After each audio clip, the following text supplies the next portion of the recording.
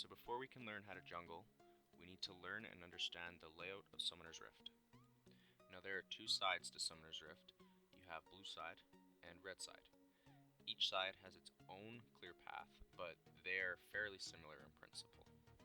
Your clear path is normally highly dependent on the champion you're playing, as well as which side of the map your team is on. But for the sake of simplicity, we will use the standard paths that I myself highly recommend for beginner junglers. If you start on blue side, your clear will generally have you starting on the bottom side of your jungle at golems, followed by your red brambleback, raptors, and then up to your blue sentinel.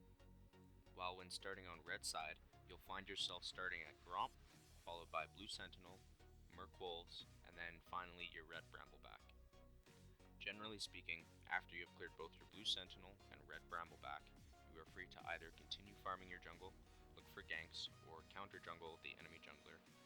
These terms might not make much sense at the moment, but we'll get to them later on. So the most important part of jungling is remembering to take Smite as one of your summoner spells. Without Smite, you have no jungling item, which is essential if you don't want to fall behind the enemy jungler. Smite is also important for clearing buffs in highly contested camps such as Drake, Rift Herald, or Baron. In combination with jungle items, you may be able to use Smite on champions, which is pretty useful when you're trying to secure kills during ganks. In this clip, you can see me starting on the red side at Gromp. Smiting Gromp will give you Gift of the Toadstool for 90 seconds. This causes units that attack you to take poison damage equal to 10 plus 5% of their bonus health as magic damage over 3 seconds. This camp, along with Raptors, are considered to be the two best camps to use your Smite on, as the buffs are extremely useful for quick clears and vision control around the map. 90% of the time when you are starting on the bottom side of your jungle, you will receive help killing your first buff from your bottom lane. This is to ensure a clean jungle clear. Smiting before the camp dies is a surefire way to ensure they don't accidentally steal your buff, which can cost you your level 2 and kind of mess up your clear.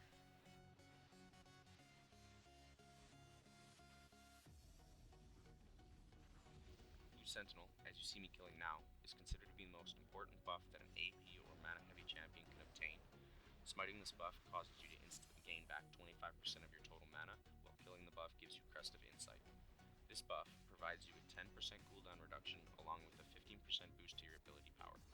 Much of the time, you will see junglers giving their blue buffs away to their mid laners, but a lot of the time that is a bad idea because you generally can't trust anyone in this game so long as you want to win. Take the buffs for yourself, they'll be more use.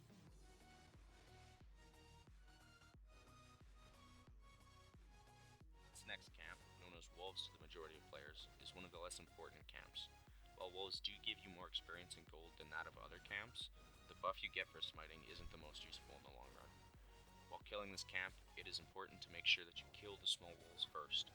This reduces the amount of damage you take overall, making it easier to finish your clear without having to back for health. Smiting merc wolves causes a nature spirit to watch your bottom or top jungle depending on which side of the map you are. This nature spirit lasts for 95 seconds and will spot any enemies that attempt to enter that part of your jungle. For this next clip, we move over to the blue side of the map at golems. While playing jungle, you won't always get the same side of the map, so it's essential that you know how to do your first buff on both sides. You've seen the red side, now it's time for the blue side. Just like Gromp, you generally receive a leash on your first camp. Smiting golems gives you Gift of Heavy Hands, in which case every 6th basic attack stuns monsters and minions. Additionally, you can make the decision to expend the buff early by attacking a tower, but this is generally a poor use of the buff. Red Brambleback, also known as Red Buff, is given almost exclusively to your ADC and rank play, but again, because you can't trust anybody in this game if you want to win, take it for yourself. Smiting the Red Brambleback causes you to restore 20% of your maximum health instantly, while killing this camp provides you with the buff known as Crest of Cinders.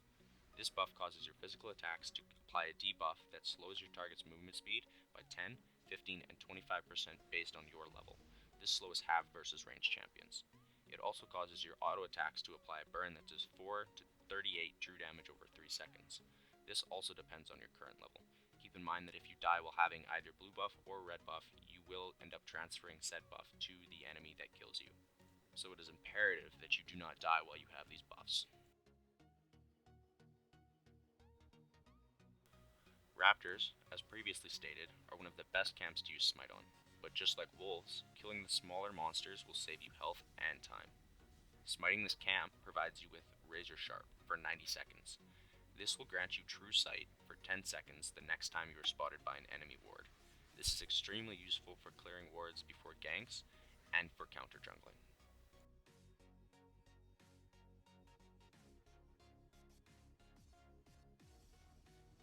Next, we will discuss neutral monsters. These are monsters in camps that generally give larger and more game influencing buffs. They also tend to be more contested. One of these is Drake. There are 5 different types of Drakes: Earth, Infernal, Ocean, Cloud, and Elder. Each of these Drakes give a different buff upon being killed, so they will each take a little bit of explanation.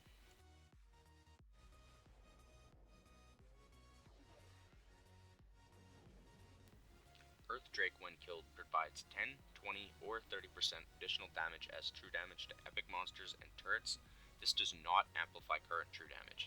Keep in mind that just like each of the other Drakes, the 10, 20, or 30% additional damage is dependent on how many times you've actually killed the particular Drake that game, so 1 you get 10% and so forth.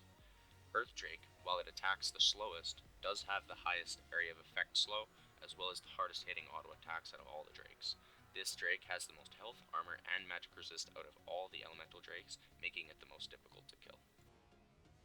Infernal Drakes, the next on the list, is considered to be the most generic out of the elemental Drakes. Killing this monster provides you with increased damage towards enemy champions by 8, 16, and 24%, increasing your attack damage and ability power. Just like Earth Drake, the number of times you kill this monster determines the strength of your buff.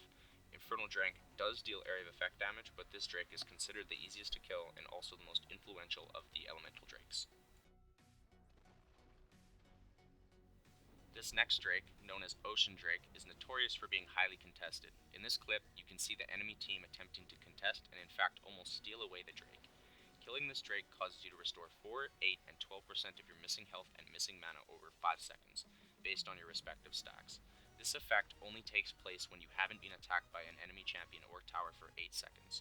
Ocean Drake's auto attacks also slow its target's movement speed by 30% per 2 seconds, but unlike Infernal and Earth Drake, these auto attacks are not area of effect. This is the key reason why this Drake is generally the most contested out of all the elemental Drakes, as when you're slowed, you have a difficult time at disengaging and resetting the Drake, making it easier for the enemy team to kill you. The final elemental Drake, Cloud Drake, has been nicknamed the Useless Drake, this being for the buff it provides when killed. Slaying Cloud Drake grants a bonus 15, 30, and 45 movement speed while out of combat, something that, while it might be useful in various circumstances, is generally not too useful, especially late game when you spend most of your time team fighting. Cloud Drake does the most single target damage, making it the most difficult Drake to solo. This next Drake is in a whole different category. Elder Drake is a boss monster that generally takes your entire team to kill. Attempting to do this boss alone would be suicide. When Elder Drake dies, he provides the entire team with the Elder Dragon buff. Super creative name, right? This buff causes all of your other elemental Drake buffs to increase their effectiveness by 50%. On top of this, the buff grants you 45 plus 45 for every elemental Drake stack, true damage, on all spells and basic attacks against non-turrets over 3 seconds. So if you have 4 elemental Drake stacks, it would be 45 plus 45 times 4 would give you your total true damage, making this buff very strong. Looking back at neutral monsters, there are a couple we missed, those being Rift Herald, Baron Nashor, and Rift Scuttle. Just like the Drakes, these will require a bit of explanation in order for them to make any sense. Rift Herald, which resides in the same location as Baron Nashor, can only be killed for the first 20 minutes of the match. At the 20-minute mark, it is replaced by Baron Nashor. Killing Rift Herald provides you with the Glimpse of the Void buff. This buff gives you a 5% damage reduction while no allied champions are near, and also gives you Corruption. Corruption slowly stacks itself, and upon 100 stacks, your next basic attacks discharge all of the stacks of Corruption, dealing 15 to 270 magic damage. This buff is considered to be the longest lasting buff obtainable, lasting at around 20 minutes. Upon killing Rift Herald, you will drop a shrine that can be picked up by any of the players on the Slayer's team. But keep in mind that after 3 seconds into combat, the eye on the Rift Herald's back will open up, causing champion attacks to deal 12% of Rift Herald's maximum health. This closes the eye for roughly 3 seconds, in which case it reopens. Doing this buff with someone else is the key to obtaining it successfully. The next monster, Baron Nashor, is considered to be the most powerful in Summoner's Rift.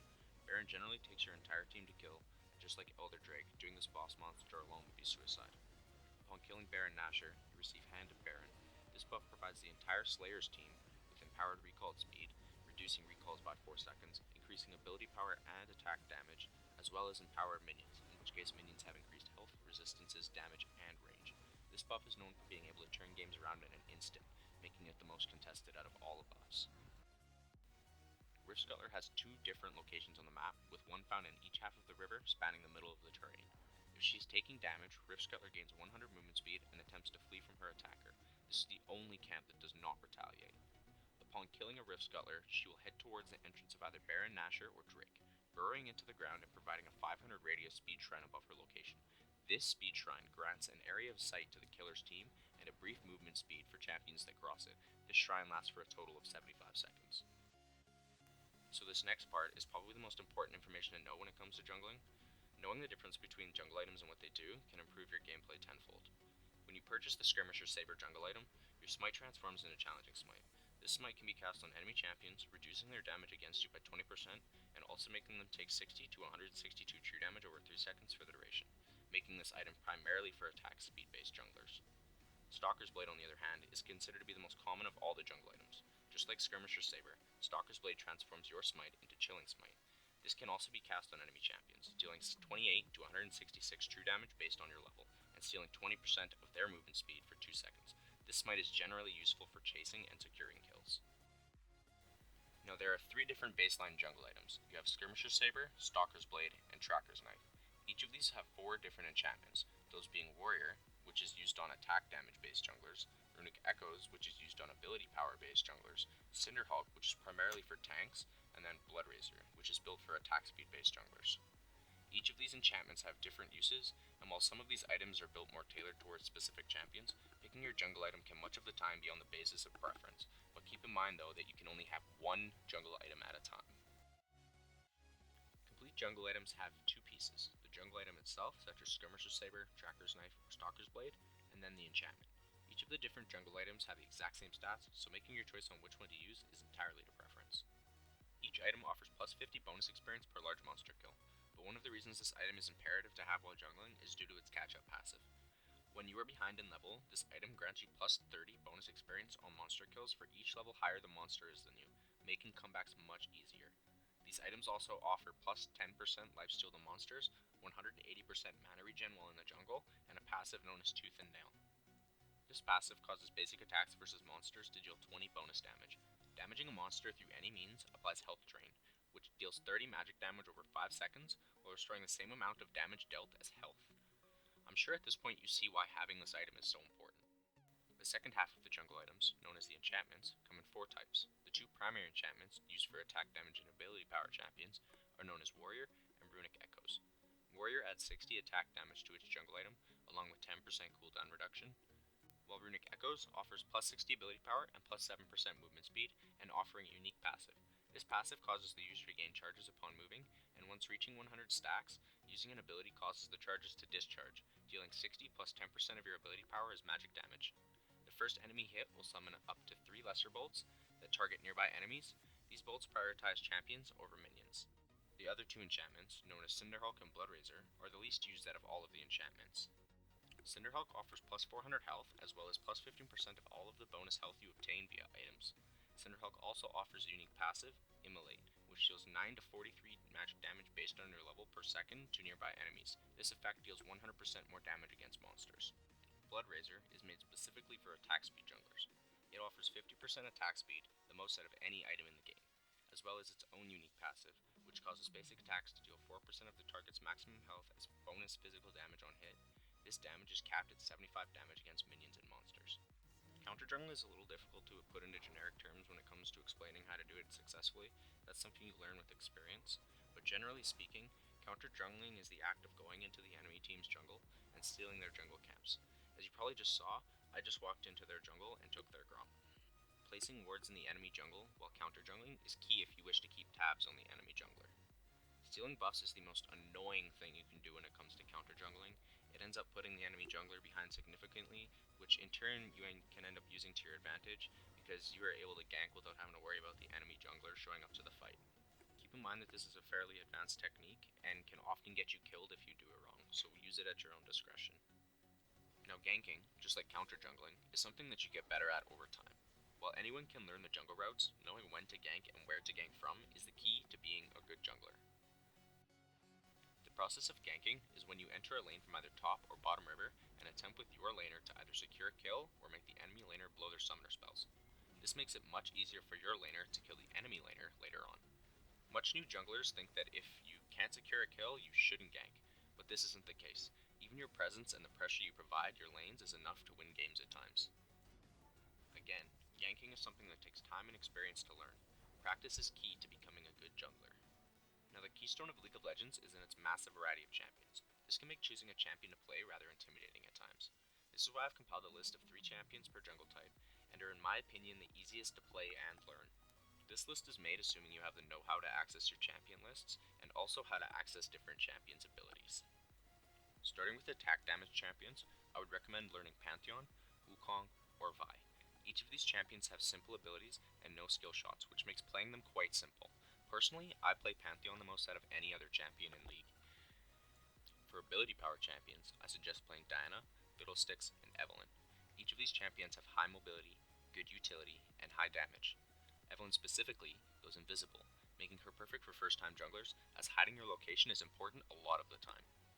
For tank champions, I recommend playing Trundle, Malphite, or Amumu.